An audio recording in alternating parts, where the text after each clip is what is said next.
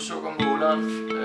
Det er det resultat, man ser på adressen her. I har fået IP-adressen til det, så I kan selv gå ud på internettet og så se, hvordan det ser ud. Der vil I kunne se nogle live-målinger. Det andet her, det er så selve telefonen, når man læser resultaterne på telefonen. Og det sidste så, der ser man så den lille computer her, der så går i samspil med den her. Jeg har haft sukkersyge i 33 år, så jeg fik det på min 10-års fødselsdag.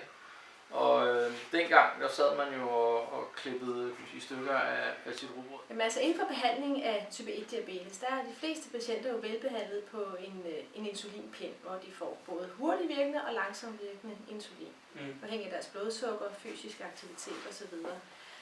Det kan man jo dårligt kalde en teknologi, det er jo mere en behandling. Ja. Nogle patienter de bliver så tilbudt en insulinpumpe, og det er sådan set den teknologi, og det er kun tilgængeligt for patienter med type 1-diabetes. Okay. Men det er der selvfølgelig en del patienter med type 1-diabetes, der har. I dag kommer vi lidt længere hen. Vi har fået nogle bedre værktøjer, og der sker lige i øjeblikket rigtig mange spændende ting på markedet omkring blodsukkermålinger, som gør, at diabetikere slipper for at stikke sig så mange gange. Ja. Et hurtigt regnestykke er jo, at hvis jeg skal stikke mig 4 gange dagligt med en insulinpen, og efterfølgende skal minimum stikke mig i fingeren 4 gange dagligt for at måle blodsukkeret, så i en 33-årig periode, så løber vi op på omkring 96.000 stik. Det er forholdsvis mange stik, og hvis man nu for eksempel forestiller sig et lille barn på 3 år for at vide, at de er sukkersyge og skal begynde at stikke sig, så er det ikke, kan man sige, verdens bedste nyheder for at vide.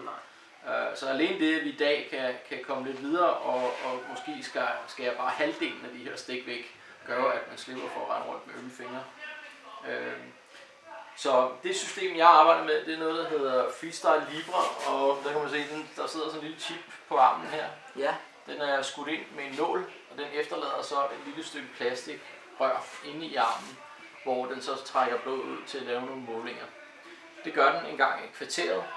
Det vil sige, at jeg kan tage som min mobiltelefon, og så kan jeg aflæse resultatet på mobiltelefonen.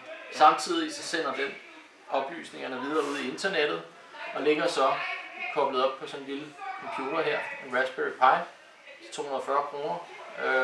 Den står derhjemme, og den sidder så og sender, kan man sige, signalerne ud. Jeg har taget et par screenshots her omkring, hvordan det rent faktisk ser ud.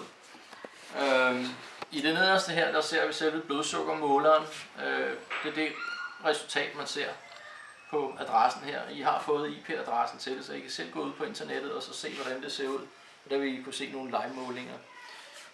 Det andet her, det er så selve telefonen, når man læser resultaterne på telefonen. Og det sidste, så der ser man så den lille computer her, der så går i samspil med den her. Ja. Det her, det er jo forholdsvis ny teknologi. Der ligger også en masse andre ting og arbejder ude på markedet, blandt andet det, man kalder closed loop systemer. Hvor meget koster sådan cirka den teknologi, I tilbyder? Det er meget forskelligt. Altså en insulinpumpe er jo dyr på den måde, at den koster, og der må I ikke hænge mig op på det, for jeg har ikke det præcise tal. Men en pumpe koster cirka 20.000 at anskaffe.